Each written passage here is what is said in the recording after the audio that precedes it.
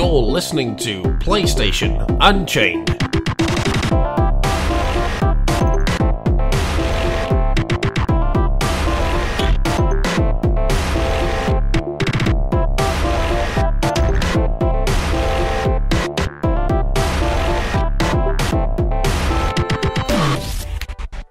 What's up, guys? Welcome to episode 84 of PlayStation Unchained. I am your co-host, Mike Harradence, and joining me once again is my co-host, Ben Shillabeer-Hall. How's it going, Ben? I am very good, and with a less shittier mic this week.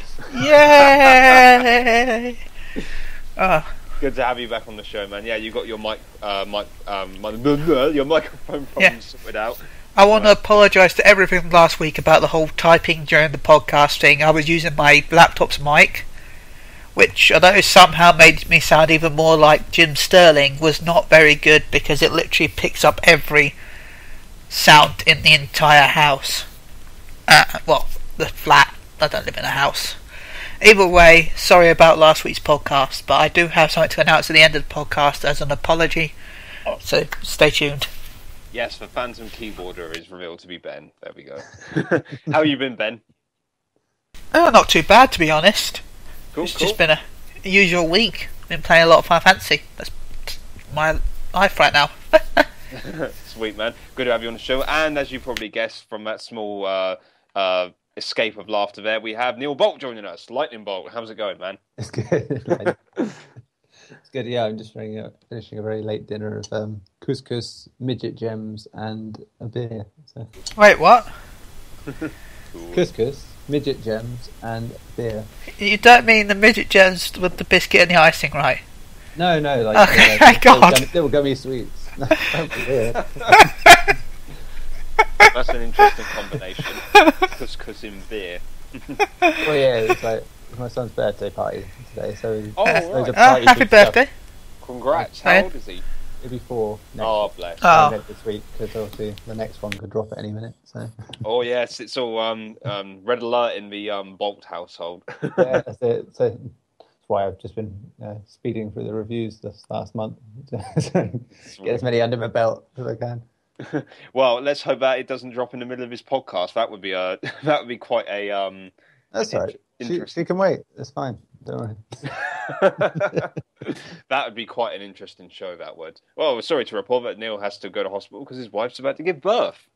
So we'll just carry on. It's okay, we're going to have Gary's phone to replace Neil. Oh, God. Cool. Well, it's good to have you guys on the show again. It's quite a nice evening. For once, it's been pretty bad the weather has over here. I mean, we're beginning to wonder what's happened to summer. But yeah, it's a pleasant evening. We're episode 84, so how about we dive into some news, guys, yeah? Yeah. Okie dokie. Right, first up, we have from Monday, July the 20th, the Uncharted Nathan Drake collection. Sony has said that the collection is for people who did not own a PS3, I quote, unquote. Unsurprising, that is. This is from Scott Rode of Sony Computer Entertainment America. So yeah, I'm not really surprised by this at all. Pretty obvious. Having said that, I played all the Uncharted games on PS3 and of course the Vita one, although that's not included in it. And I will be rebuying these again because I love them. So I'm sure I'm not going to be the only guy who's going to be buying the games again to play through them again. But at the same time, obviously this is going to appeal to people who didn't own a PS3 or weren't interested in Uncharted. So, you know, anyone, if it brings more people into the series, then that's great because Uncharted is a great franchise and it deserves to be played by as many people as possible. So, yay! And I can't honestly wait. I can't wait to play through them again. I'm looking forward to going through them. It's been a while. I think the last time I played, I think I went through a whole trilogy playthrough about 3 years ago. So it's been a while. So I'm looking forward to it again. So yeah, guys, are you likely to be buying Uncharted, the Nathan Drake collection at all, Neil? Oh, it'll probably come in there somewhere in that whole maelstrom of Metal Gear and Fallout that may end up on my old list. But yeah, I'm interested in getting it merely because they've made Uncharted 1 better as a game by taking all that nonsense out with the motion controls. Oh, yes. And making it a bit more like Uncharted 2, which, you know, it could stand to reason would be a lot better for it. Yeah, definitely. Yeah, it's they've both for those of you who who don't know, they removed the motion controls from Uncharted 1, which is the balancing 6-axis control and the throwing grenades, isn't it, as well? That was the other one. Yeah, I you think, can still use that, though. Yeah, you can still use the grenades ones, but it's using the controller to throw grenades, but it's not mandatory anymore, but the balancing is now gone completely. You know, it was only this week I realised that there was even motion controls in the PS4 pad, which says how little it gets used. But, the journey, when the screen comes up at the beginning and it just tells you to tilt your pad this way and that, I was like, hang on, did they just leave this in? Oh no, hang on, I can do this. Yeah, I didn't actually have any clue that PS4 did motion control when I was just literally when I was writing the story about Uncharted and motion controls, saying that they had left in the ability to throw a grenade using motion controls. I thought, what PS DualShock 4 does motion controls? Really, guys? Really? I didn't know. Really? Wow. You do know why it lights up? Yeah, but it's just what I'm saying is it gets used so little outside of Sony's own stuff that you don't notice. Because last time I actually remember when I thought about it was Infamous Second Son with the spray paint stuff. But yeah, before that, I don't even remember using it. I've never used a game that has used it. You've never played Infamous? No, I've never played Infamous, so that's why obviously go play it. Why are you here? Yeah, all right. Yeah. Well, that was a good episode of Unchained. Tune in next week to find out what you thought. Yeah. How about you, Ben? I think you're getting Uncharted, aren't you? Yeah. I'm just shocked right now, the fact that you didn't know what the... Wow. Shocked. You know, the light bar is to help the PS4 track the movement of it. That's the whole point of it. I honestly just thought it was because it was pretty. I thought the light bar was just a power indicator, to be honest. That's what I thought it was for. Red if it needs charging, yellow if it's charging, and white if it's fully charged. Honestly, if you've got the PlayStation Eye, the eye can track the light from the camera for the more sensitive movements. Well, there you go, Neil. Learn something new every day. Oh dear.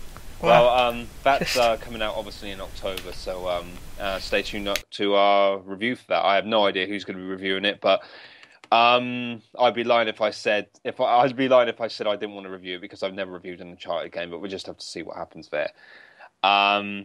Cool. Moving on to another big game coming out.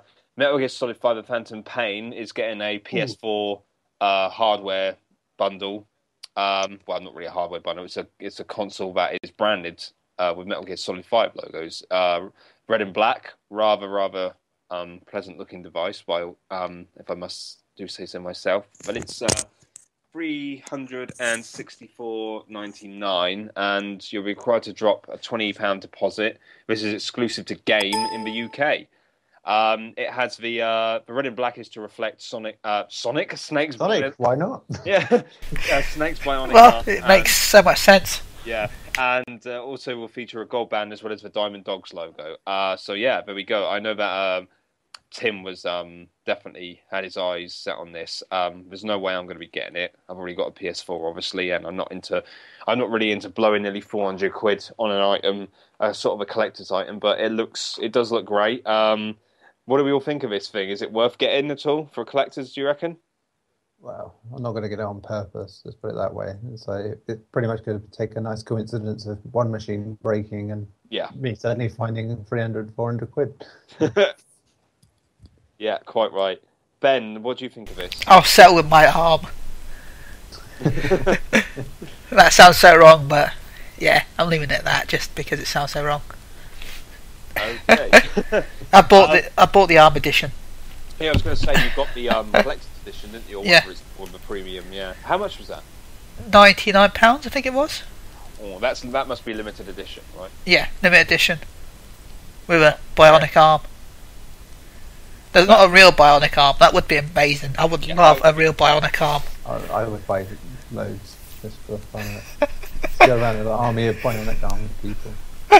Well, no, you just have them strapped on your back and become like some sort of weird version of octopus. Oh no, you know, like in Revengeance when you got that boss with all the hands. Just cosplay him. Yeah. You'd just be very short arms because they're half the size. But you'd have to put them on like broomsticks or something, and just have like wires so, Yeah. so they move around. So, like, some sort of budget Doc. Yeah. Budget Doc Ock. That would be quite. I say budget if you were buying that many special editions. Yeah, well, to be fair though, you probably still bear special effects in some of that movie back then. Oh, burn! Ooh, don't talk ill of Spider-Man 2. Oh man, that's hard. Greatest superhero movie ever made. Oh, it's the greatest, but doesn't mean you can't laugh at some of the cheesy effects. I don't remember it being that bad actually. What parts are you talking about? I was actually thinking of the first one more than the second one, but some of the second one was just... Well, the first one was a bit laughable, yeah. Willem Dafoe in a Power Ranger suit, effectively. Power Rangers suit. Yeah. Well, where he's sat on top of the roof talking to Spider-Man, you don't know whether it's supposed to be scary or not, or funny. Yeah, and then you're immediately drawn to his eyes inside the mask, and it's like, you could just see him overacting all through the mask. Yeah. God bless Willem Dafoe. It was good, though. It was. Yeah, I do. I like the old Spider-Man films. Yeah, they were cool. Man, I don't know how we went from Metal Gear Solid to Spider-Man, Sonic. Yeah. We sort of went from Bionic Arms to Doc Ock to Spider-Man, I think. That's how. And it all started as Sonic the Hedgehog. Yeah, I don't know why I said that. Obviously, I'm out of practice. Moving on now. Shenmue 3 development has just started, says Yu Suzuki. Obviously, Shenmue 3 is...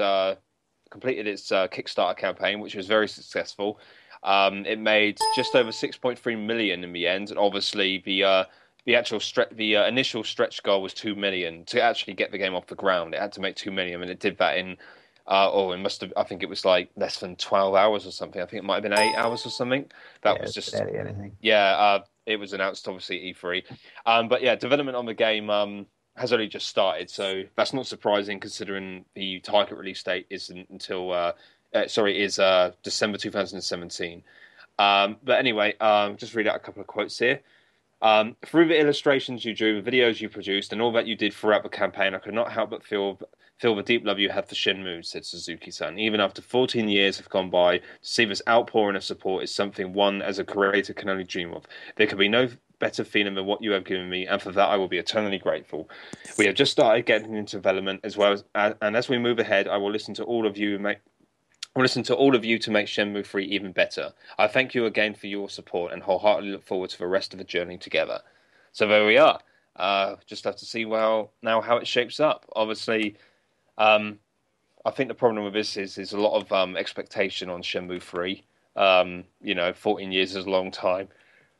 And many people are wondering just how successful the game could be on the budget, considering the original Shenmue 3 had something like a 50 million budget or something like that. Not Did you just say the original Shenmue 3? Yeah, nobody knows about that one. Industry secret. The original Shenmue had a budget of around 50 million. So yes, it did, yeah. And obviously this is raised 6.3 million, but Sony is going to be providing funding as well, but we don't know just how much is going into it. So they'll save a lot of money on the engine this time around, so they won't have to build their own engine. Yeah, and obviously development Unreal, costs, I think. So yeah, and development costs. It's different now to how it was like 15 years ago. So they could probably make a really good game from a smaller budget just because of how things have progressed technologically and all that kind of stuff. But they're still going to need a hefty chunk of change. Yeah, definitely. Yeah, it'd be interesting to see what they do. But obviously, it didn't meet its 10 million goal, which would have offered the features of a true open world game. But I'm still quite optimistic. Obviously, I'm a massive Shenmue fan, so I'll be keeping an eye on this one. Do you know what the best thing about it is? That not getting that target is that it means it might actually come out sooner instead of waiting another year, perhaps on top. Yeah, very good point. Yeah, true open world means you're going to be waiting longer, no doubt about it. Yeah, definitely. I'm just I think, like most people, I'm just actually amazed that it's happening, and I'm just happy it's going to happen. So yeah, I don't expect anything more than a game like the last two. Yeah, if it was like that, even if it looked like Shenmue 1 and 2, I wouldn't mind. It wouldn't bother me at all. Which it won't. It will look better. Oh yeah, of course it'll look better. Even the tech demos or preview videos or whatever you want to call it that's been released so far, they look better than the Dreamcast. Yeah. Visuals. They've redone the character models as well. They're looking better than the initial videos, so that's pretty cool. Some nice water effects in there as well. But yeah, it's a long way to go yet, so we just have to see. Ben, I don't know where you stand on this. Do you have anything to add? I'm just looking forward to it. Oh right. Did you ever play Shenmue? Yeah, no, I never played one or two, but I pledged £100, $100. I mean, sorry. That's pretty same here. That's pretty impressive actually, considering you never played the others. So is there a reason you just felt compelled to, or? Well, I never really got them on the Dreamcast, even though I always wanted to. I could never find a copy, and I'm not a big fan of emulation. Yeah, so, I hear you there. I would much rather play. I've got my Dreamcast still. I would only ever play it on the Dreamcast. So I thought, what, I've always wanted to do it, and it's a game that everyone wants, and it's a chance to get my name in it, and a still tin version that I can probably sell for a lot of money. Yeah, why not, eh? So I thought, what? Yeah, good on you. 60 quid, I don't mind. I'll probably buy. What I'm planning to do is just buy another copy. Oh, okay, fair enough. Keep that still tin sealed and buy the digital version. Sounds good to me. Because I thought, if I pay for it now, I don't want to feel guilty in 2 years to buy another copy. Neil, did you pledge anything? Yeah, I'm getting the basic though. So. Oh, wicked! Yeah, so we're all contributors. Awesome. Yeah. Oh, yeah, wicked. It's funny actually. £66 went out of my account the other day, and I thought, "What the hell was going on there?" And I thought, "Oh, Shenmue 3, of course." I was wondering what the hell was going on there. Yeah, so I'm excited, naming the credits and all that. I'm just pleased that I've been able to actually contribute to Shenmue 3's development. If you told me that like 14 years ago, I'd be like, "What?" So that's pretty awesome. Yeah. So let's move on from that. But I'm excited by that. I know that I think Stephen pledged some as well. Actually, I'm not sure how much, but I think he was going to. I think Gary, was it Gary or Kevin? I think it was Gary actually that pledged $120. Yeah, Gary said last week he did. Oh, wicked! Respect to Gary. Nice one. Yeah. Let's move on to another a rumor article. Actually, this is Watch Dogs Complete Edition coming to PS4 and Xbox One. This is from a listing on Amazon France. There's not really much to say on this apart from it is what it sounds like. Watch Dogs presumably with all DLC at a budget price coming to current generation formats. According to the listing, it's going to be out on September 3rd, priced at €29.99. This is obviously in France, so I imagine it'll come out with a similar date over here in the UK, if it's true, probably around the same time in America. I've got Watch Dogs, so I don't plan on getting this, but this kind of stuff doesn't really surprise me. They seem to be, Game of the Year edition releases, complete editions, ultimate editions, whatever you want to call it. This is this has been done to death before, so I'm not really surprised at this. And Watch Dogs did sell a heap of copies. It was also Ubisoft's best-selling new IP at the time. And there's a sequel in the pipeline as well, apparently. So there we go. Neil, did you play Watch Dogs at all? If you didn't, will you be getting this at all? If it's true, it's true. I played it, but no, I have no care to go back to it again. It's cool. Just not it should be my cup of tea, but it's not. It's okay. It's another typical Ubisoft thing of promising a lot, not really delivering. Ouch. Perhaps that's why they're doing this complete edition, because they finally finished all the things they promised. Yeah, fair enough. Yeah, Ben, how about you? Wait, you're saying Assassin's Creed is getting a game of the? Oh wait, sorry, the crew. Sorry, I'm very confused. No, Ben, it's Prince of Persia. Prince of Persia. No, damn. What was that game where I had to go to towers to hack things to open the rest of the map? Oh, the Crew. It's the Crew. Anyway, that Ubisoft game that got announced recently that's completely new. For Honor. That's it, yeah, it was one of these. Yeah. Anyway, no, I'd probably give this game a year a miss of Assassin's Crew. Assassin's Crew Watch, yeah. Watch. Dogs. Dogs! I'm not a big fan of it. Okay, cool. Man, Ubisoft, I think Ubisoft's probably the company on PSU that gets the biggest hate from us. Apart from me, just because I'm a total Assassin's Creed fanboy and buy anything. If it's got a collector's edition and it's Assassin's Creed, I buy it every year. I just love it. I hold my hands up. I love those games, and I'm not joking, but just playing Unity again, it's like they give you a history lesson. It's made me want to actually read up on those times. So I find it really, really, and don't laugh. I find it educational sometimes. I do, because the events are real. Obviously, they play around with things with the Assassins and Templars, but the locations, the times, all that kind of stuff. You can go away and read on it. It's really, really damn interesting. Yeah. So, do you know what I've always found weird is the offshoots that have come out of it, like you had that Da Vinci series that was clearly based on the same ideas they got out of Assassin's Creed. Some sort of like Playboy inventor, Tony Stark type, and it's like, no, he wasn't. I know you're taking artistic license and everything, but no, the video game was wrong. That wasn't actual history. Why not? It should be. And then, I don't know, someone else should turn out to be the Hulk, and then we could have History Avengers. History Avengers. No, you reunite the Teenage Mutant Ninja Turtles of history. Leonardo, Michelangelo. What if they actually turn into turtles and then it becomes a sequel to Turtles in Time? Oh no, a team up between the turtles and their namesakes.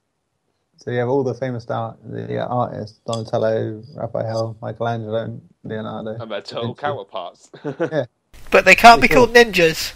They've got to be heroes. I never got why Donatello did machines when Leonardo da Vinci was the one that made machines. Yeah, he did. Yeah, he invented quite a lot of. Well, he drafted a lot of stuff, didn't he? That was quite innovative at the time. That's it. So, he was very. There you go, Ninja Turtle people. Fix that. Hero Turtles. Hero Turtles. That's 2 weeks running. We've had Hero Turtles involved. I used to love that cartoon. Heroes in a half shell. Total power. See, I randomly sang that, but everyone got confused. But when Mike does it, who hasn't watched Turtles when they were younger? Seriously, if you're from a certain generation, you should have seen Turtles when you were younger.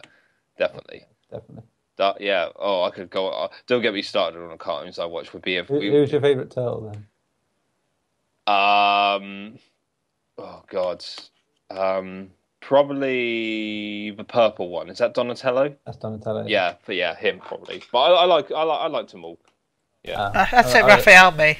Yeah, I was gonna say Raphael. Right. Yeah. I like Donatello because I don't know why. I just found him a bit underrated. That's all. He was always making all the machines and didn't get enough credit.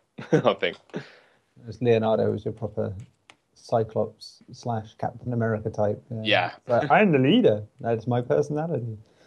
Yeah. Okay, let's probably try and steer this back to games. Turtles games. Yeah, I know. Yeah.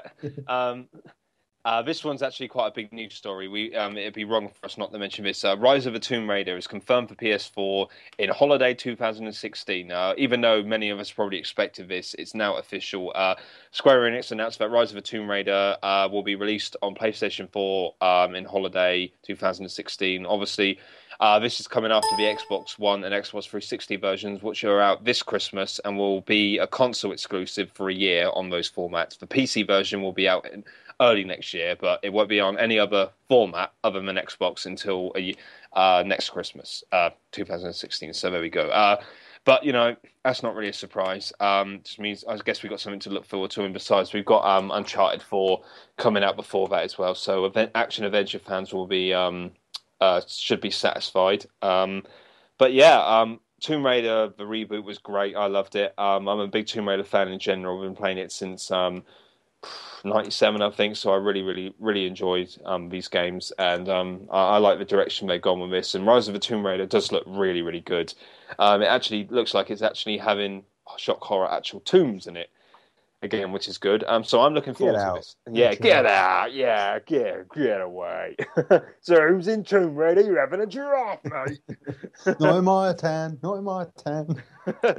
But yeah, I'm looking forward to this definitely. Ben, how about you? I'm really looking forward to it, especially as I've got to wait a year. Now, that sounds weird. I've got to wait a year and I like it more. It's because in that year, all the DLC will come out, all the patches will come out, and then we'll get a Super Game of the Year edition as the normal edition. So we'll actually get the full game. That will be a bit broken, but still, it will get the full game. if not a little bit broken, but still, it'll be the full game. That's a good point, actually. That's a very good point. So yeah, for those that go, oh no, they've got it this year, and then they've got content next September or whatever. We get Uncharted 6 months or so before that. We get Uncharted, so And plus, we all got Fallout on the same day. Fallout's the same day as Tomb Raider. Is it? Yeah. See, now, even if they were both on the same console, Fallout would get my money anyway. It's Fallout. Yeah, it's a bad time for it to release, if I'm honest, anyway, for the Xbox, because you've got Fallout. I think Underworld did that as well. It released around the same time as Fallout 3. So, just the worst. But they've also got the Call of Duties, the Assassin's Creeds, around the same time period. Assassin's Creed is, that's I think that's late October, so it's slightly before. Yeah, it's before, but it's around the it's still Christmas time. People aren't going to be spending too much money on games because they'll either be A, waiting for Christmas, or B, buying for Christmas, and they can't spend too much on games because they can't go, oh yeah, my son wants all these, I'll buy every presents. Yeah, they'll go, oh, that's the Tomb Raiders. Oh, that's that Call of Duty I saw him play last year and the year before that. Sell, that always sells. They could release that on, I don't know, bloody. The world could be ending. It will still break records. But yeah, no, that's a good point, Ben. We'll still be getting our kind of the full-on version of Tomb Raider, definitely. Just enjoy.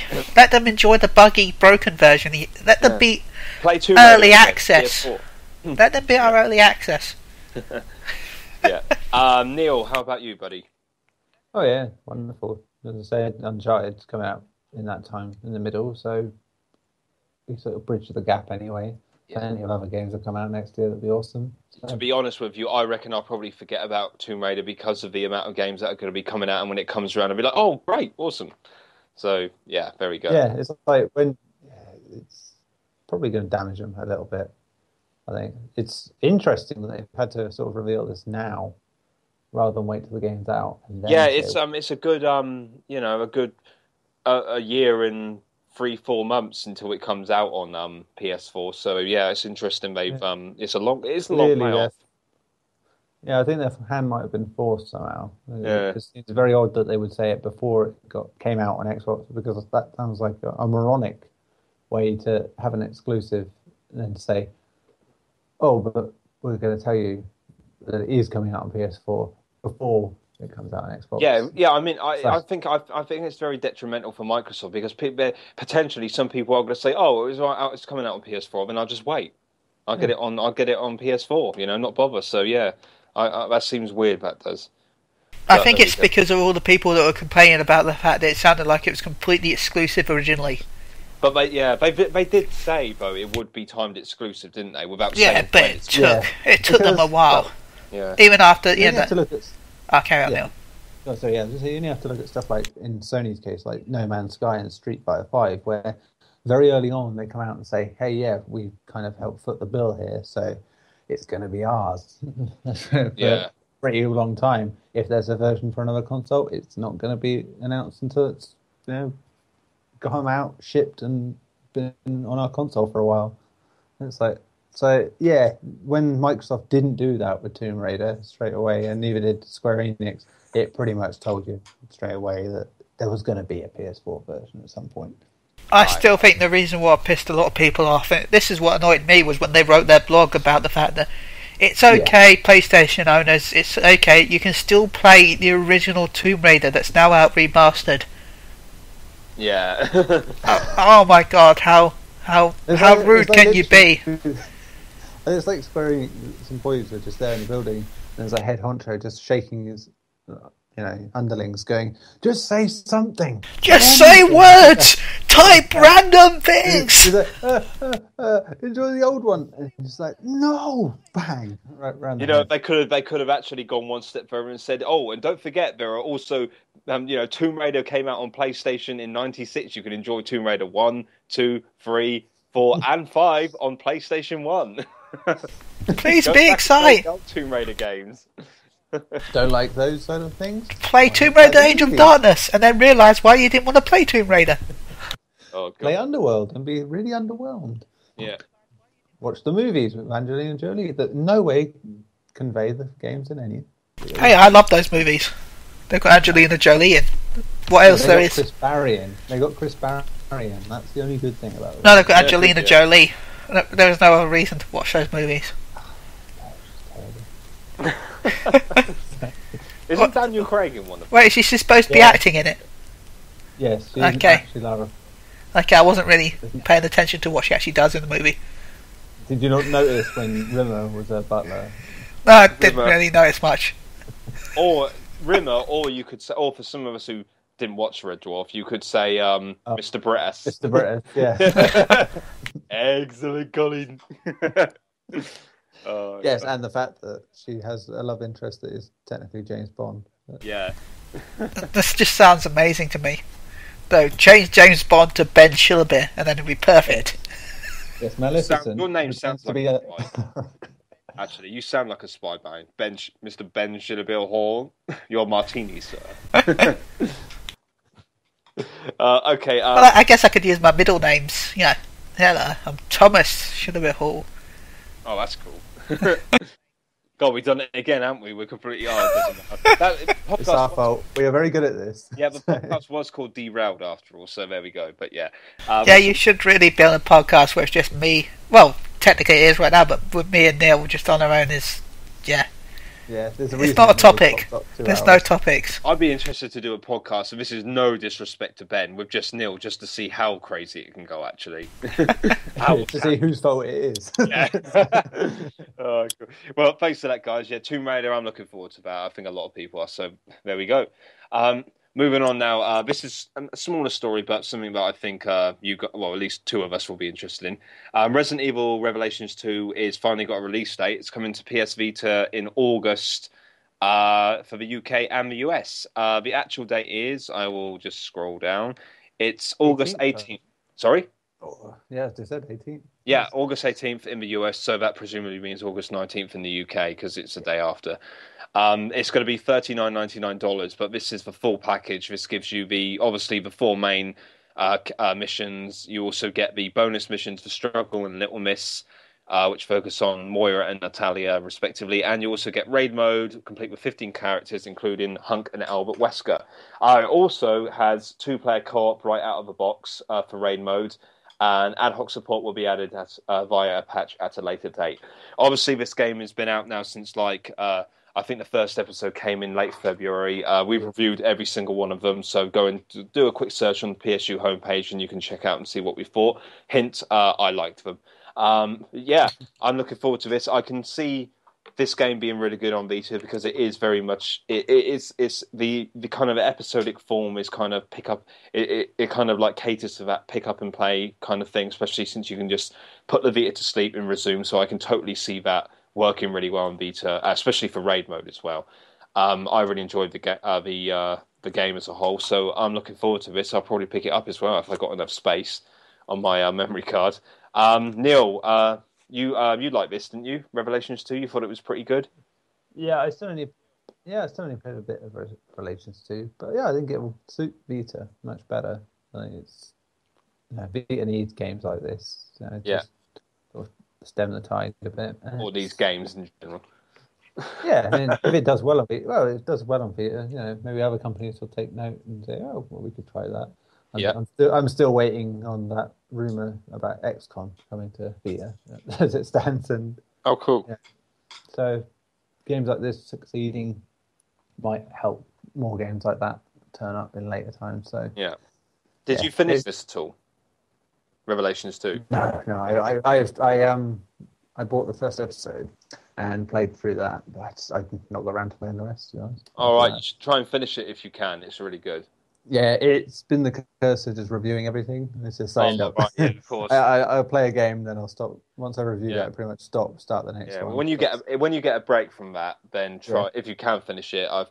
I'd recommend it as a fellow Resi fan. Oh yeah, there are late nights coming up, I'm sure. So all right, cool. In my future. Excellent. Ben, I don't think you played the. Nah, I didn't play it. Oh, okay. Well, do you reckon you'd get it at all? Might do. It sounds pretty good for the Vita, and my Vita needs some love. Cool. Everyone's Vita needs some loving. Well, there's a game later on that definitely give you that love. I'll tell you, in the review section. Awesome. Okay, well, we'll just clear up here. I think I'll choose this story because it's pretty juicy. This is a Kojima, Hideo Kojima, that is, and Guillermo. How do you pronounce his name? Guillermo del Toro. I can never pronounce his name. Sorry, Mr. del Toro. Collaboration isn't dead in the water yet. Apparently, this is during an interview with IGN. Del Toro said that he got along with Kojima rather well, and he hopes to work with him again in some capacity down the line. I quote, "We were talking about really pushing the boundaries of the new consoles and making the game really mess with your head." This is of Silent Hills, which is sadly cancelled. "One of the great moments in Metal Gear Solid was Psycho Mantis. The idea that a game can actually interact with you and stuff like that." Speaking on his relationship with Kojima itself, he said, "I love working with Kojima-san. We are still in touch. We are still friends and working into doing something together, but it's not going to be Silent Hills." Sad face. I can't believe I just said that. Put that down to Life is Strange. All the teenage talk there. But yeah, he also said in a separate interview, this was at the San Diego Comic-Con recently, he said that he's not going to be doing any more video games at all, or rather, he's not going to be involved in developing them. He's going to be, he said he wants to be involved perhaps creatively and being there generating ideas, but he doesn't want to, he's not going to be involved in the actual development of a game. Obviously, it's not just Silent Hills, he had some rather bad luck with. He had, he was working on a game called Insane. I think that was actually going to be a trilogy. That was with THQ, and obviously that they went under, so did the project, and obviously Silent Hills ended up on the cutting room floor as well, sadly, which is really I'm still very, very disappointed about that because it looked fantastic. But there we go. I think it'd be interesting to see what these two come up with. Presumably, I imagine it could be a short film or something like that. I have no idea because I mean Kojima is he likes his games are very cinematic by their nature and very deep in terms of narrative, at least with Metal Gear Solid. And obviously Del Toro himself, obviously he's a Hollywood director among other things. So who knows what they could come up with? I think it'd be pretty interesting to see. But I think at the same time it is sad that it's not going to be a game of some form, because that would be pretty cool. Because obviously whatever happens with Kojima and Konami when he eventually leaves, or if he was quit, he was fired, whatever. When he does go at the end of development of the Phantom Pain, he will presumably carry on making games in his own studio or joining somewhere else. So it would have been cool to see those two actually come up with a game. And I would have liked to have seen what Del Toro would have done as well on the game, because he hasn't actually managed to bring out a game. So it's a shame. But yeah, there we go. Ben, what do you think about that? Oh my god, that new game there now is Quiet Mountains. Sounds amazing. Wink, wink. We're enjoying joke. Oh yeah, finally. Whispering. What should we call it?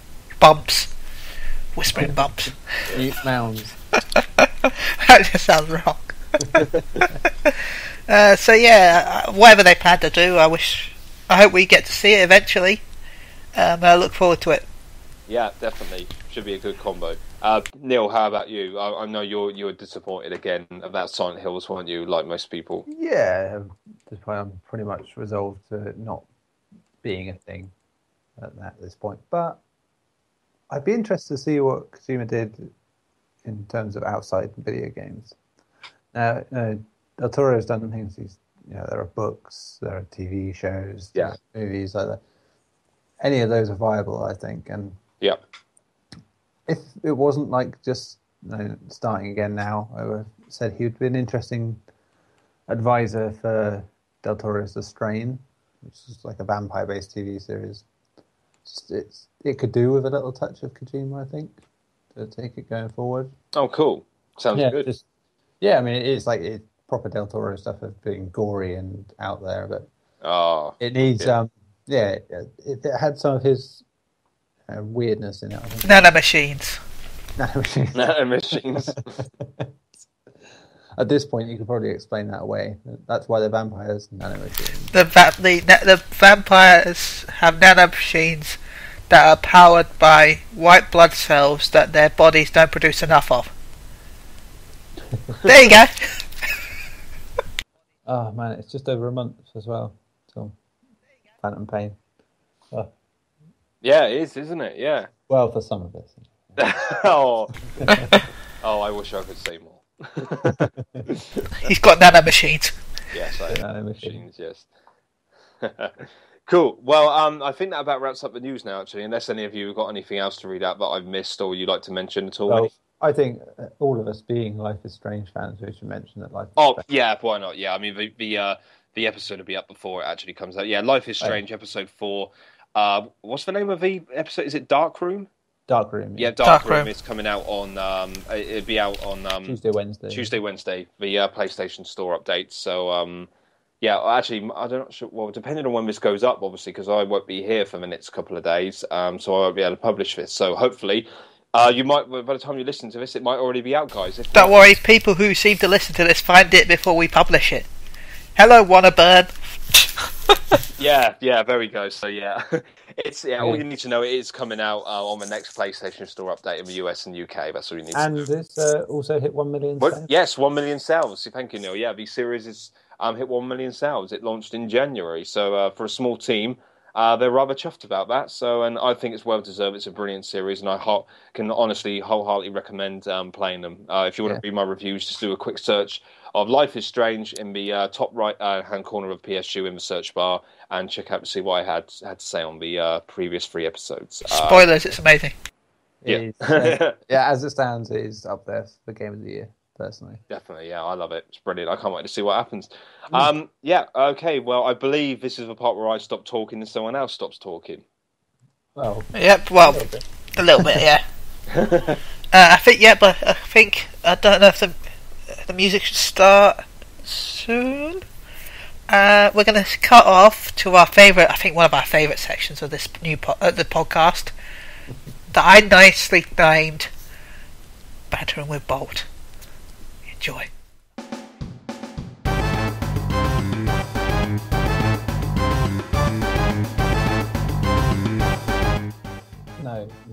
No, Kevin, no, not this music. Oh God, my ears! Why do they bleed so?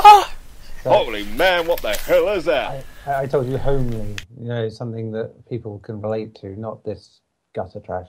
Next week, pick something better, please. Thank you. Sorry about that. Kevin got it wrong. That's not what I asked for. He misread the memo. Kevin, you're not getting paid. Remember that. Anyway, hello. It's question of the week time, basically, in Bantering with Bolt. And though there aren't many replies to this one, it's still a good thing to talk about amongst ourselves. Played Journey this week as a review, because it came out on PS4 now. And it's like one of my favourite games ever. And part of that is down to its soundtrack, which is absolutely beautiful, by Austin Wintory, composer. And yeah, so it got me thinking, what's your favourite gaming soundtrack?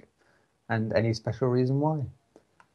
Now, as I said, got a couple of replies on this one. Jeff Gladman said, interestingly, that his was Black for PS2 by Criterion. He said the full symphony orchestra really brought so much depth and drama to the game in ways that were truly moving at times. Some scenes had such dramatic music you couldn't help but feel that you were right there experiencing the horror of that war. Even just hearing that soundtrack makes me want to experience the whole game all over again. He also posted a video of the soundtrack, which, I'd forgotten, was really, really good, actually. It's nice to see someone with great passion for that. And the other one of note was Arthur Fernandez mentioned that Last of Us had a very good soundtrack, and God of War also. I'll start personally by saying, I said Journey is one of my favourites, but from all sort of walks, I like both, orchestral scores and, soundtrack, heavy things of licensed music. Life is Strange, as we just mentioned moments ago, that has a wonderful soundtrack so far already, and stuff was well off my radar. Being a 33-year-old man, I'm not into 18-year-old sort of style of music. I should think not. No, not on purpose. So yeah, and it's oh my! But then you think back to, the Grand Theft Auto games had wonderful, use of music, Oh licensed yes. music. And then on the other side of it, well, even Red Dead Redemption, when you think about it, it's the use of Jose Gonzalez's music in that game was just so perfectly matched. But outside that, they also have a lot of good original scores. GTA 5 had a brilliant score. Manhunt had that brilliantly synthy 80s vibe to it. It was like, something like Escape from New York and The Warriors, which of course they also did. Again, on license things, Tony Hawk's 1, 2, and 3 all had brilliant soundtracks for me. But going to the orchestral stuff, I would say I love stuff like Skyrim's soundtrack is brilliant. Remember Me, which again, inspired the people who made Life is Strange, just has one of my favorite soundtracks ever. It's a mix of classical orchestral music, but it has like an electronic addition to it. And they sort of meld the two together and make a really just quite interesting to listen to. So it's I would definitely recommend listening to it if you could hear it, because it's just some of the best music you can hear from a game, movie, whatever, in my personal opinion. And it's part of the reason I really fell in love with that game. Metal Gear games, again, they nail it.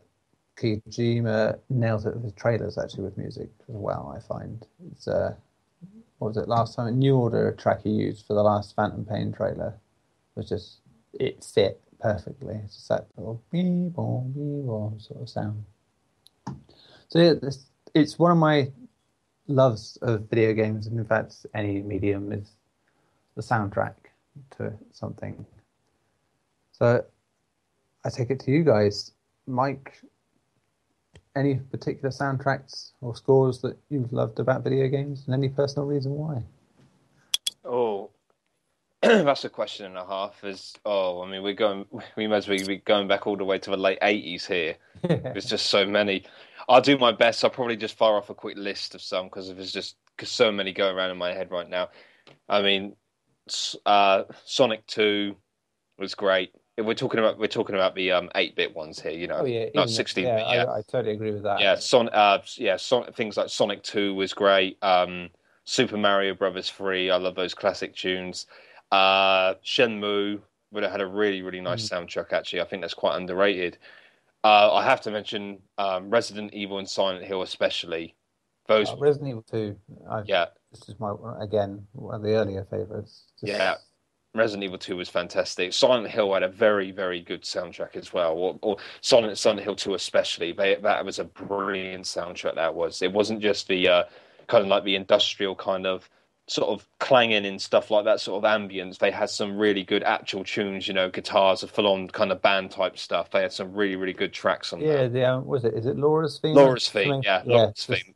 That was. I remember in the mid-2000s, like, we were sort of jamming with a guy who's a musician. He's obsessed with Silent Hill. Yeah. We tried to make a song, basically using that as a backing thing. Went terribly because I can't sing.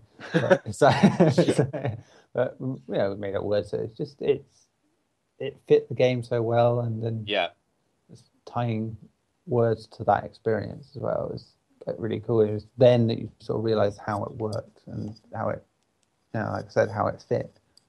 Yes, that's a fantastic piece of music. Yeah, that's a stand-up. That is definitely. And then, of course, ones you've said, like Grand Theft Auto. I love some of the tracks on there. Even the first game, I love the original music they had on that. But things like Vice City Stories, the '80s stuff on there, just awesome in terms of licensed tracks. Metal Gear Solid, obviously brilliant. I love Snake Eater, the actual theme Snake Eater, so Bond-esque and everything. Yeah.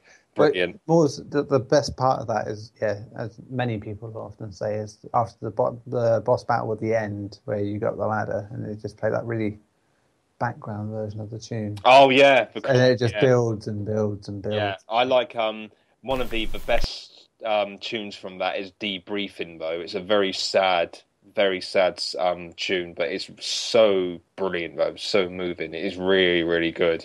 It's a really, really good tune. Apart from that, I think I'd probably. I mean, even stuff like Uncharted, it captures that kind of Indiana Jones-esque type adventuring spirit, things like that. I mean, there's a lot of opening themes that are brilliant. There's like Uncharted. Uncharted, yeah. Because I can remember it at the top of my head, just straight away. It just has that, like you say, it's very Indiana Jones-esque. Yeah, exactly. Yeah. I'm just looking back here Mass Effect is brilliant as well. Superb. Mass Effect 3, Leaving Earth. I love that one, where it's got like the Reaper's sounds in the background of it. Yeah. It's just like very twinkly piano tune, and then every so often you just get it punctuated by a loud. Yeah. It's like that's an awesome piece of music. Yeah, but that was so brilliant. Oh, sorry, I've got to round it off now. I don't want this is gonna. You'll be like, oh god, of course, but I seriously mean Assassin's Creed 2 has an amazing soundtrack. Yeah, it does. That is superb. There's so many great sound pieces in that song. I can't pick my favorite. It's so good, really is brilliant. I mean, Venice. Ezio's family theme. Oh, there's just too many. Honest, that whole series has some brilliant tunes. Yeah, Brotherhood actually had quite a good selection as well. Yeah, definitely. Even the first one has some really good ones. The chase theme is really, really good. That was really good. Yeah, quite recently actually, Rocket League had quite a cool little dancey soundtrack to it. So some of the tracks on there were really, really good. Oh, cool. Yeah, I was quite surprised by it. Oh yeah, I've got to give a shout out to DuckTales as well because that's Moon. Yeah, Moon base. Yeah, brilliant. But yeah, I could go on forever, but those are the ones that definitely come to mind. I mean, loved it. Yeah. Oh, I also have a really soft spot for Tomb Raider, the old Tomb Raider themes. On the title screen. Oh yeah, I left the title screen on for ages on Tomb Raider game, just because of the sound. Yeah, I loved it. Yeah, especially when they kind of remixed them later on. Like Tomb Raider 2 had a really nice kind of they added a bit more to it. So that was a favourite of mine as well. But there we go. Pretty much that's some great there's brilliant game music out there. Brilliant. There is. I mean, as I said, this year alone, stuff like Life is Strange, Dying Light. Actually, just thinking about it, it just captured that whole 80s zombie movie vibe really well with its music. Oh, wicked. Just that was one of the reasons I was sold so well on it. What, is it set in the 80s then? No, but the music is very much like a George Romero sort of 80s Day of the Dead movie. Day of the Dead is one of my favourite zombie films. I love that soundtrack. Yeah, it's very synthy, very like dong dong. I can't say it. Again, listen to that. It just fits the game brilliantly. Oh yeah, I'm very surprised that you never played Dying Light. Yeah, I know. It's just one of those things that I think at the time I was reviewing a lot of games and it just like passed me by because of that. Just like Neil is now, But yeah, DLC's coming out for that soon as well. Yeah, new DLC. Yeah, vehicles and stuff. By the sound of it. Yeah, I'll probably go back and get it at some point. Do you reckon I'd actually like it then? Yeah, it's. Oh yeah, you would. Like Assassin's Creed, you'll like that. It's like Far Cry meets Assassin's Creed. Awesome. You even climb towers, Yeah, climb towers. And zombies, of course, as well. Yeah, I mean, it's Dead Island as well. It's there. Well, just watch out though. It's not as scary with co-op. No. But if you want a bit of a laugh, I'm a solo guy. Yeah. I prefer co-op, to be honest. It made it funnier. Co-op was fine afterwards. It was like once you completed it, it was better because then you could just have a laugh, dicking around. But it's like you end up playing with someone who played the whole game in co-op, you get a very different experience. Cool. So because you lose a lot of the tension, especially early on, where you're like, oh, I don't know what I'm doing, and you've got the whole game. Unless you got four people, then you just murder everything. How do I just murder? Yeah. Cool. And yeah, it is again one of those games that at the end of the year I did wonder at the beginning of the year if it would just get lost and not seem as great in retrospect, but I think I played it a couple of times since I reviewed it back at the beginning of the year, and yeah, to me, I think it's still going to be one of the high ups again. Wicked. I wouldn't mind checking it out. It's probably one of those games I'd just grab for Christmas. What I've missed. That's what I usually do these days. That's it. Yeah, cool. Well, I'm done as far as the music goes, man. Yeah, but quality. So Ben, I suppose. Metal Gear Solid, the originals. I love the music. Yeah. You talked Sonic, so I can't really bring Sonic up, even though, to be honest, Sonic is my preferred out of these two, but I like the Super Mario music as well. I mean, once you start hearing even a tiny bit of it, the rest of it will just play off in your head. In fact, I've been kind of listening to it right now in my head, just, Super Mario Bros. Do, do, Oh yeah, definitely. Yeah, so yeah. Final Fantasy music, Final Fantasy 7. I mean, God, how could I miss that? Yeah. the music in 7 is just perfect. Unless you're listening to the PC version, then it's complete shit. But the PS1 version was perfect. Yeah, the original PC version was really bad. 8 was good. And 14, I must admit, 14 is one of my favourites for music as well. Like, you start off with like a small like guitar solo when you're fighting Shiva, then it goes into a full rock sort of thing with singing halfway through as you get to the tougher phase of the fight. Nice. And stuff like that, but like Ramu having like the electric guitar sounding things in the background, just really good. You mentioned that now, I just thought Devil May Cry. Yeah, well, it does feel like that because you got lightning bolts going round, you got stuff to dodge, you got little ads to fight. It's amazing. Yeah. And then even the dungeon music, like Tamtara hard mode, it's a really scary, creepy dungeon where the actual boss is actually a widowed wife. Her husband died earlier on in the game. They were doing like a dungeon. Anyway, she wanted to bring him back to life by sacrificing people and trying to mutate them using viruses to make zombies to try and bring her husband back to life. And then you got this like really creepy orchestra in the background as you're going through this dungeon, and then when you get to the final boss, when you meet her and her husband's just a giant eyeball now, you just hear her crying in time with the music. Oh wow. It's really creepy. I should send you it. Some of the music in that game is just perfect. And then the Hildebrand theme. Hildebrand needs his own game. I will pay your money for Hildebrand. You had that for your wedding? You had that for my wedding. Yeah, I remember you saying. Yeah, when we were leaving, that's the Hildebrand theme. Oh yeah, that's good music. Yeah. So yeah, Hildebrand needs his own game. But yeah, so that's some of my favourite music. Good. I think that concludes the section. We won't play that god-awful music again, Kevin. Sorry. My ears, they bleed so much. Yeah. And we kind of need Ben. As you know, the world crumbles if Ben does not appear on this podcast. He is the ever-present. So yeah. I'm the one above all. Back over to Mike, I suppose, and say reviews. Thank you very much, Mr. Bolt. Yeah, we're now my ears are recovered. We're diving into some reviews now.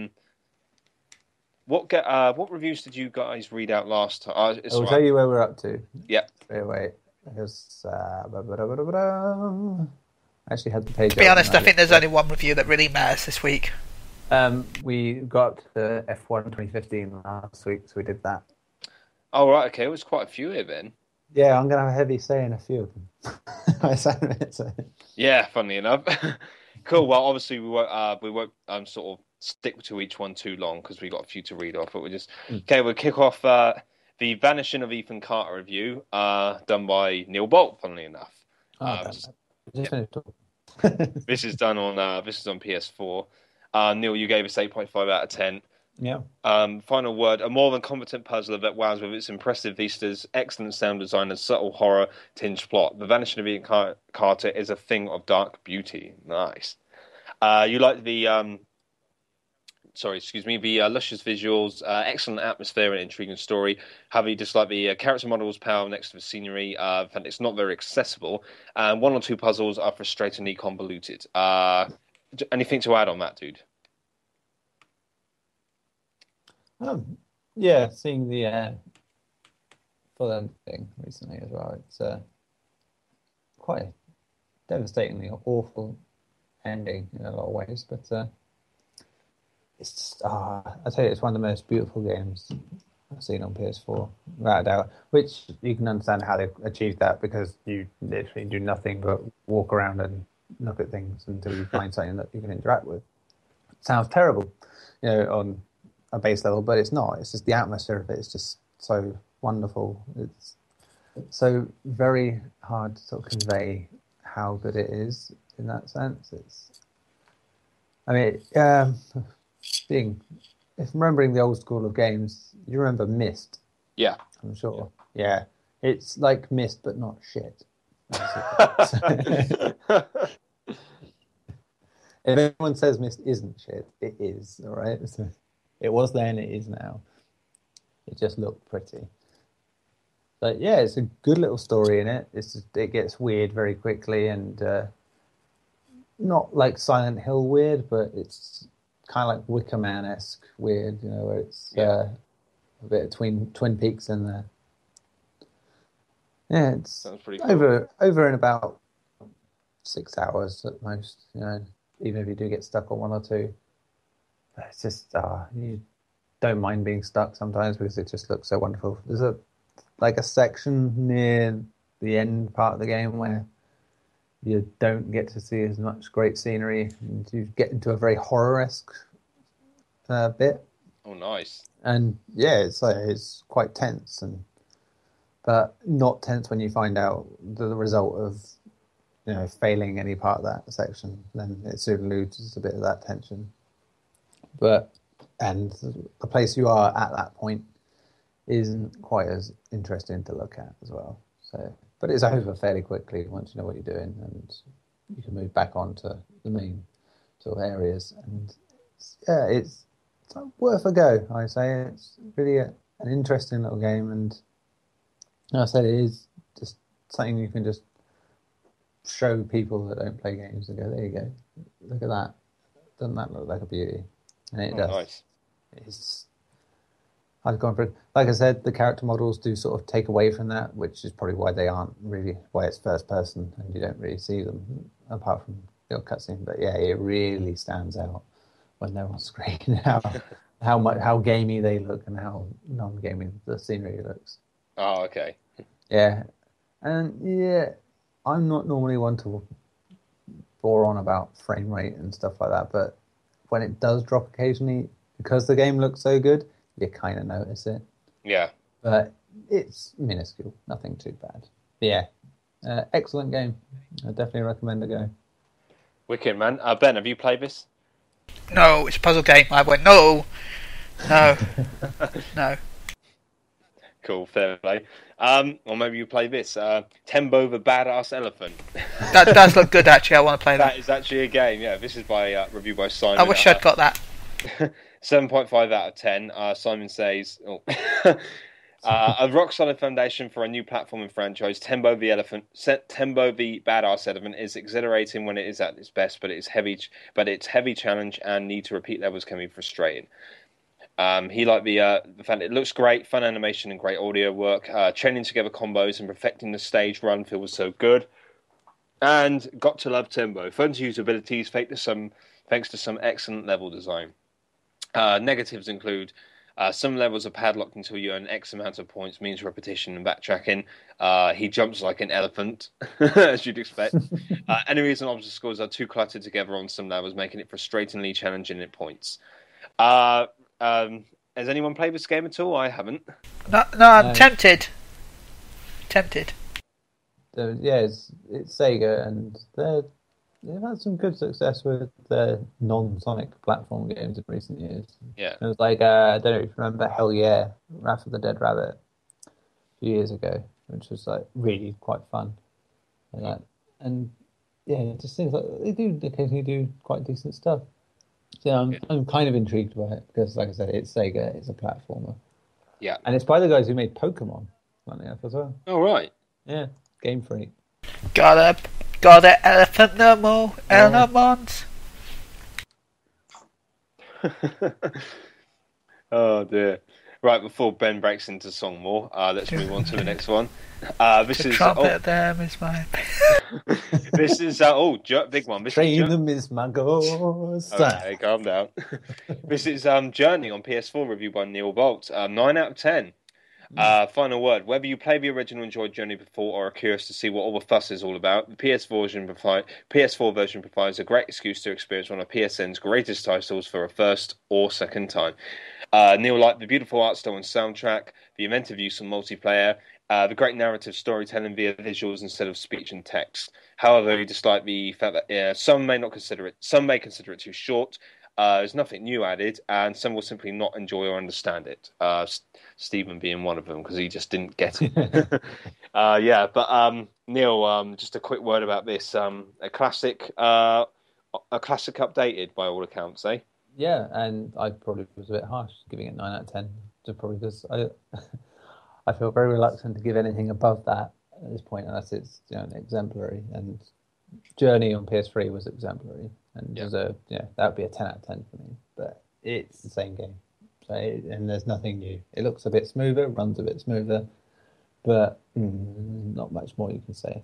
But yeah, it's still one of my favourite games ever, and for 2 hours that it lasts, it's just a brilliant experience.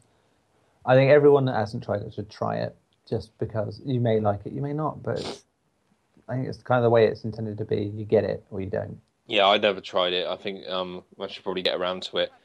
Yeah. Ben, did you play it? No, I didn't play it. Oh, wow. I've got it. I've got Journey. Sorry. Yeah, I've got. All right. I haven't played the PS4 version, I mean. Oh, right. Right. Cool. I played the original PS3 and I loved it, but I haven't played the PS4 yet. I downloaded it. Oh, wicked. But I haven't played it's a it. smooth version of that, basically. So. Which is good. It was good before. Cool. So I'll always add this. Every time Journey's brought up, be thankful for the beta testers like me. Oh, of course, you were in that, weren't you? Yeah. It originally was going to only have 6 axis controls. Oh, wow. Imagine playing it where the camera and the movement are all done by motion controls. There are certain bits in that game that would not have worked. Yeah, trust me. Maybe they would have changed them, but no. Yeah, the whole game was like that originally before we reported it, saying the fact that it just didn't work. Oh, wow. And there's something new every day. Nice. Well, Neil, you're on a roll still. This is your next review. Game of Thrones Episode 5, A Nest of Vipers. Mm-hmm. You give us 8 out of 10. Nest of Vipers keeps the storytelling train chugging along nicely whilst getting it closer to the end game. Another good episode in the bag, and leaves plenty to look forward to in the series final. You like to have a shorter episode, creates tighter storytelling. Ash's best episode yet, and big plot developments handled well. Negatives, however, are Jared's. Jared. Oh, sorry. Garrett's sections go nowhere, too slow. Not much time for Myra's story, and waiting 2 months for the final. Oh, yeah, that's always a bad thing on that episodic content, isn't it? Waiting for the final episode, yeah. Just a quick word on that. You enjoyed that then? Yeah, obviously I can't say too much because spoilers at this point. So, if you've seen the penultimate episode of any series of Game of Thrones, you know what to expect. It's usually filled with death and despair, so something like that happens at least. And yeah, it's chugging along, like I said, nicely, and I'm hoping that it continues this way. It's improved, because at one point it was looking like the weakest series Telltale have done post Walking Dead, but it's slowly getting there. Yeah. Cool, man. Sweet.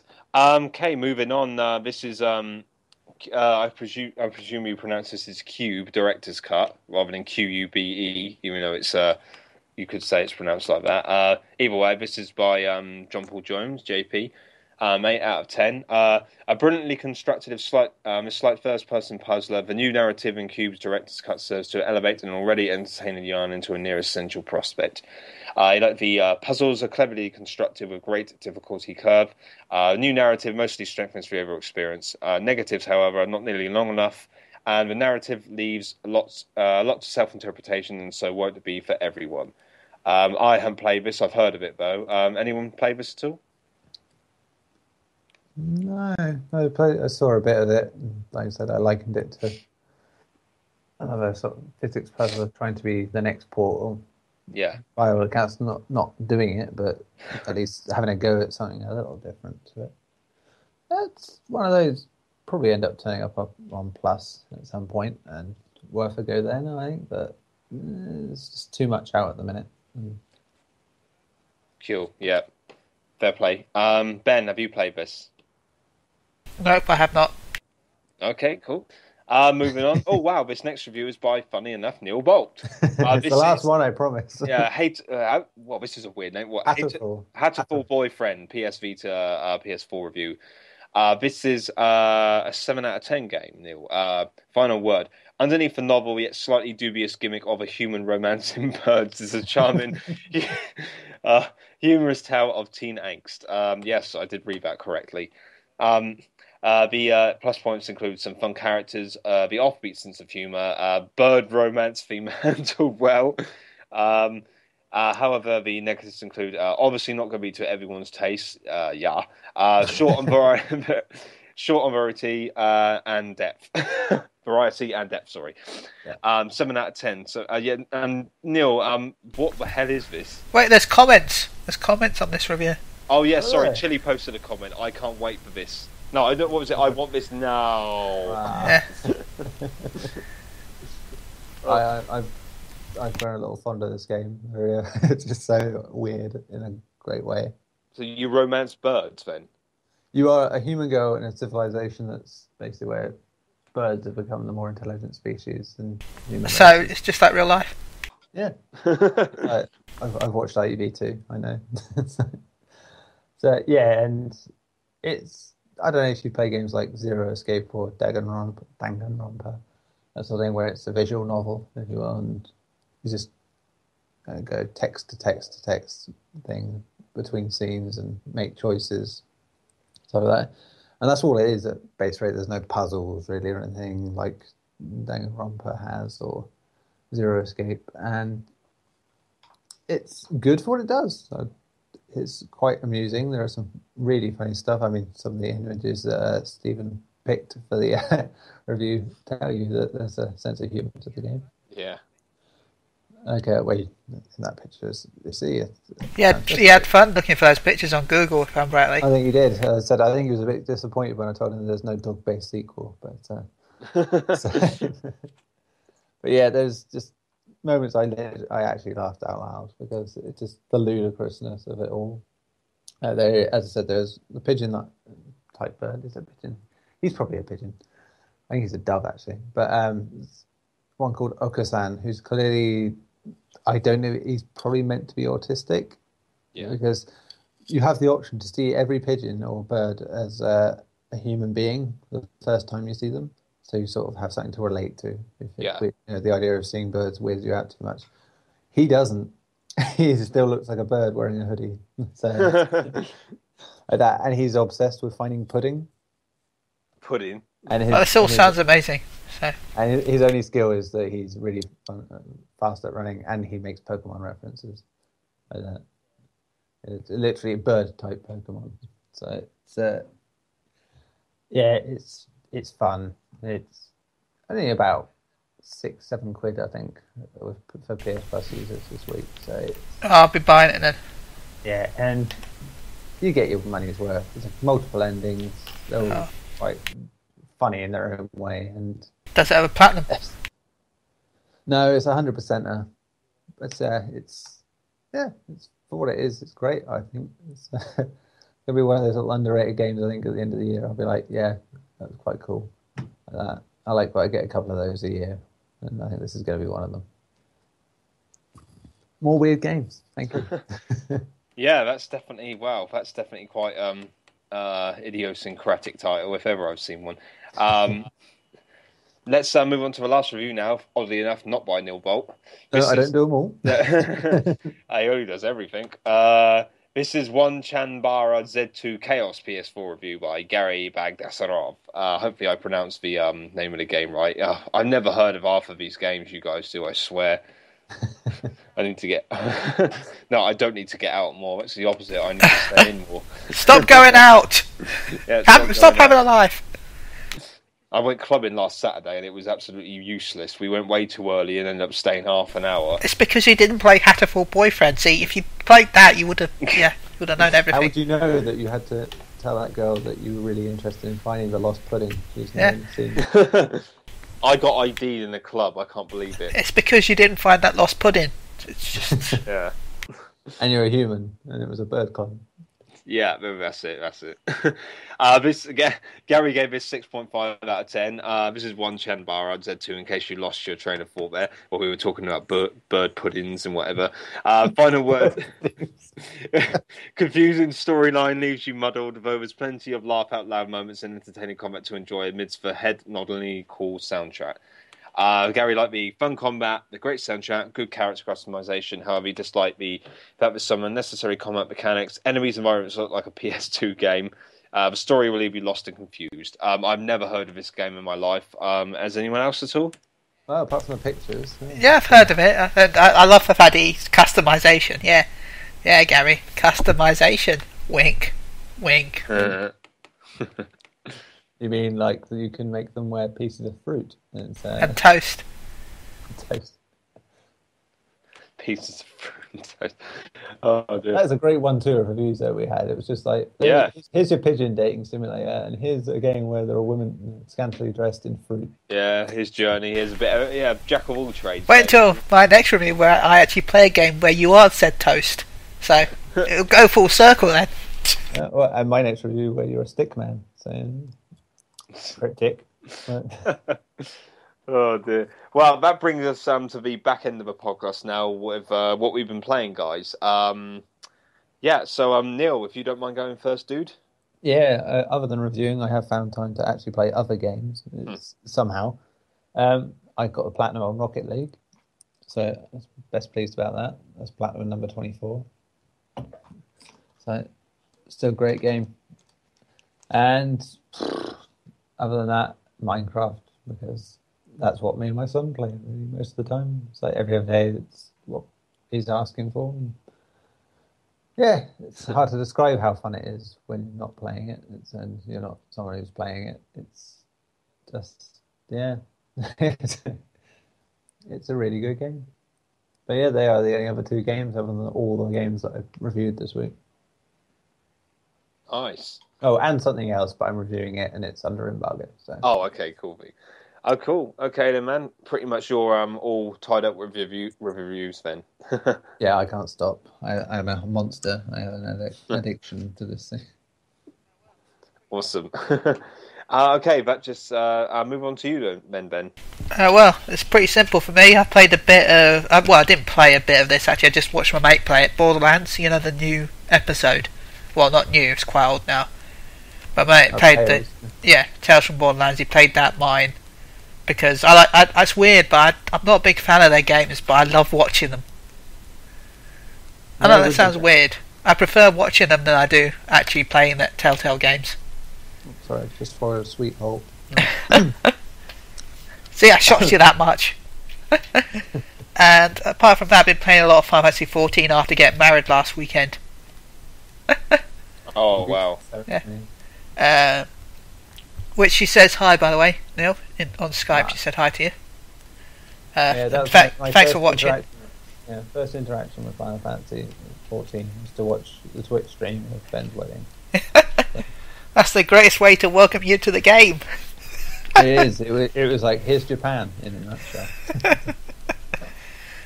So basically, with this expansion pack, they've added a feature to allow you to do old dungeons with less party members than what you were supposed to be able to go into. Like, you can try into trials with like 7 people when you're supposed to have 8. I did the Ifrit hard mode, which is the second highest difficulty, and I decided, you know what, I wonder what happens if I try this on my own. It took me 20-30 minutes, but I beat it on my own. It felt amazing. Then I also did some of the other harder dungeons like Brayflocks, which was designed for like decently skilled players before the expansion. Did the entire dungeon on my own. It's just so much fun just beating all the old content that everyone struggled with sometimes on your own. You struggle because you're on your own, of course, but it's just ridiculously fun just doing stuff like that and gloating on Twitter. So yeah, that's pretty much my week playing Final Fantasy 14. My friend, I was describing your wedding last week, and my friend used to play Final Fantasy 14 anyway. As you got back into playing it again, so after that, yay! I don't quite know how that encouraged him. Bringing people together, yay! Hey, it's because of the Hildebrand. The Hildebrand. I sort of alluded to the fact that he might like what comes with the expansion pack. So yeah, did you point him out to our review on PSU.com? Yes, I said you should check out the review. And see. I am nothing if not a corporate whore. Oh, you walk. Well, actually, that'd be bad because with the amount you review, you just Yeah, that's it. I would be in a veritable critical macaque. yeah. Oh, so yeah, Final Fantasy 14. That's about it. And hello, wife. Hello, wife. She listens to the podcast now, so. Oh, cool. Is that part of the contract? That and I had to have the fat chocobo out there. Yeah, as you know, had that fat little bird sat at the wedding the entire time. Remember on the stage with me? Yeah, it looked a bit dodgy at one point. Yeah. It's like, Ben seems to be doing something a little strange with that chocolate there. It was all that was part of the contract. Yeah. Oh, yeah. You could have one night of passion. Well, actually, this is one of the creepiest things. One of the new stuff with the new races, I'm not joking, is they have fun with a horse before wedding. Okay. It's actually part of the new races lore. I'm not even kidding. I'm not going to say what they're supposed to do with the horse, but yeah. Yeah, that's how I'm going to end this section. Mike, what have you been doing? There's your smut for the week. I don't know where I don't know if I can follow up with that. Anything I say? Look at the Skype chat for inspiration. There you go. What is even that? I don't know. I just found it on Twitter. Oh god. Well, I've actually been playing. I've been playing Assassin's Creed Unity for most of the time. I started it back when it came out in, I don't know, whatever it was, October and November, and I put it down because I had a lot of reviews to do, and it just didn't grab me as much as Black Flag and what was the other one, Rogue. So it was kind of different making that transition just from like the sea battles and stuff like that and the ships just to an all land-based Assassin's Creed again. But I finally started it again a few weeks ago, and I completed it today, and I actually really enjoyed it. I did. I don't think it's as strong as some of the other ones in recent years, but I didn't have any problems with like a lot of the glitches and stuff that people had. I didn't have anything like that at all. I think there's been patches and stuff released since then, but I can't imagine if I carried on playing it when it first came out, I probably would have been so frustrated I would have stopped playing it anyway because of that. From what there's lots of potential in Unity. Yeah, going forward. But, it did get lost a bit under. Their ambition far outstripped their resources. Yeah, it's But yeah, I mean, I enjoyed it for what it was in the end. Actually, I thought I did like the location. I thought that was great, and the visuals in places were really, really good. They were brilliant. First time you see Notre Dame. Oh yeah, Notre Dame. Wow, brilliant. Yeah, superb. And for all the faults and stuff, I did actually like Arno. I actually quite liked him. I don't know why. He reminded me of Ezio in terms of his looks, not his personality. But I suppose is the idea, isn't it? Yeah. Carry on this lineage. Yeah, exactly. But yeah, I enjoyed it a lot. I finished the main story. I haven't finished the side quest yet. I'm going to probably go back and do some of those. But God, that map though, we see all the things to do. It is overwhelming, isn't it? It's just so. I could honestly see why so many people would just look at that and after 10 minutes and go, "Yeah, you know what? No." No, yeah, exactly. I thought Black Flag was bad, but yeah, geez, just endless amounts of icons everywhere. But it's just crazy, yeah. But yeah, I finished it, and it was I enjoyed it. I'm glad I went back to it though. I didn't give it a good enough shot, but there we go. Apart from that, I've actually been off Destiny for a while now, which is the first because I was on that a hell of a lot. So I've dipped back into War Thunder a bit. Also done a bit of Watch Dogs as well, or rather my friend Tim plays it and I watch because I don't have time to go for another open world game at the moment. Yeah, so you're watching Dogs. I'm watching Watch Dogs, Who watches the Watch Dogs? Yeah, Mike. Exactly. Mike, yeah, I do. That's how I roll. But yeah, no, it's mostly been Assassin's Creed Unity, really. I want to start back on my Vita again soon and finish Final Fantasy VII, which I was playing non-stop on holiday, but as soon as I got back, I was back into work and playing a few other games, so I haven't really touched it since then. But yeah. I'll tell you what, I just remembered a game I am playing. when you finish. But yeah, well, that's pretty much it. It's just been literally Assassin's Creed and a bit of War Thunder. Yeah, to be honest, this is going to sound heathenly, but it's a mobile game. Oh yeah, I've been playing a mobile game recently as well. Yeah, Alpha Bear. If you know about it. It's basically one of those word puzzle games, but like you get timers on each letter, so you've got to use them by a certain amount of turns, and their points decrease each turn. But you need to get rid of them to make the bears on your screen get bigger, so you get more points for each bear. This is a very difficult game to describe. And basically, at the end of each round, when you've got your points, the bear prize you get sort of comes up with captions based on the words you've used. So if you can use certain words, you can get some really hilarious little phrases that are quite disgusting at times, but because it accepts quite a lot of words in the English language, even the ones that are a bit offensive. And yeah, it's strangely compelling. It's free, and yeah, it's quite cool. I don't normally like mobile games, but it was a little curio. I heard about it. Big props on Video Gamers podcast. Jamie Trinker was talking about it, and he's just saying everyone on there was just basically saying, "Now I have to know what it's about," because he couldn't describe quite how good it was. Like that. And here I am now doing the same thing because he duped me on it. Yeah, it's quite a decent little game for what it is. Yeah, that was the only other thing. I just thought I'd remember it. Oh, well, nice one. The mobile game I was playing was Dragon Ball Z Dokkan Battle. Dokkan Battle? Yeah. It's pretty simple, you just line up coloured balls. Oh, one of those ones. Yeah, but it's Dragon Ball Z, so I'm addicted.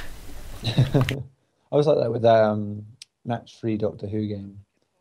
It's just like that puzzle quest sort of thing. I'm looking forward to Fallout Shelter though next month. Yeah, I am as well. The hype's worn down a bit now, obviously on the other side. Yeah. But I quite want to play it before Fallout 4 comes out. Mainly because I think it'll have some sort of lead on. Give you something in Fallout 4. It's not horrors yet. You know, this has got nothing to do with gaming and stuff, but I just couldn't help mention this. I'm just in awe here of something I was reading, and while you sort of in between while you guys were talking and stuff, there's this X Factor reject from the UK. You know, obviously, I think most people know what X Factor is. You know, the singing competition by Simon Cowell. Oh my god! Sorry. Yeah, she was like some like council estate kind of chavvy girl, and now she's a millionaire. It's just it's just ridiculous how she managed to do this. I just can't believe it's the same person. It's just, she's apparently dating one of the biggest people in adult entertainment. And it just went from, you know, just being a regular, you know, just a council estate girl, you know, a bit of a chav and stuff. And now she's doing this, living a millionaire lifestyle, private planes, Porsches. It's just, how the hell does that happen? It's just crazy, man. It's ridiculous. Oh, well, I think I found out how. She had a boob job. And, yeah, she's got completely plastic and fake now. So I guess that's why. That's how you do it. And so thank you for listening to... No, it's just like, why? Oh, God, it's just like, I just don't understand why people do that. I think some people are far more deserving than that kind of success, but that's just me. There we go. Well, yeah, there's a whole other like me. That do that, but it'd be like spitting in the wind, to put it nicely. It's you can rant and rant, but sadly, it's just one of those things. Yeah, it's one of those many things in life. Yeah, exactly. But yeah, I just block all that nonsense out, to be honest, these days. Yeah, no, you're right. It's just like, well, cool. Well, yeah, that is the end of the podcast. Funny way to end. Sorry about that. About boob jobs and millionaires. Thanks for joining me, guys. That was a good episode, actually. Before we cap off, we'll just recap quickly how you guys can contact us if you fancy it. You can contact me at mike.harradence@psu.com, or you can have me on PSN at Billy_Cohen84. That's a capital B and capital C. And you can also contact Neil if you wish at... Take it away, Neil. You can contact me at Nezco on Twitter. That's NEZZKO, all lowercase. You can get me on the old PSN, sonofvenom, all lowercase, one word. Or email me. People don't, but you can always try. neil.bolt@psu.com. Awesome. And Ben, how can people get hold of you or stalk you? As you can stalk me, ben.shillabeer-hall@psu.com, Chille_UK on Twitter, Chille on Neogaf, Chille on PSN, that's CHILLE. So yeah, that's how you can stalk me, or wave at me when I look out you through your garden window. Hello. Sweet. Well, we will be back again next week, hopefully. I'm not sure. Do we have any more specials planned at all, or you guys? Oh well, next month we do kind of want to do a Metal Gear one, but yeah, that would make sense. That won't be next week. So. Cool. Fair enough. Cool. Well, anything else you need to talk about, guys? Any shout-outs or any competition type stuff at all? Ben, usually you have something to say. I got some shout-outs. I want to shout out to my friend Kat. Hope she's doing well. I want to shout out to my wife on Final Fantasy. I hope she's listening in still, even after that awkward thing about porn stars and boob jobs and stuff. So yeah, I also want to announce a competition by Game UK. They've given me a nice prize to give away from my local game, Scarborough. This will be to the first. Well, this will be picked randomly out of people who email me, but chances are, for some reason, it's probably only 1 or 2 people that email me.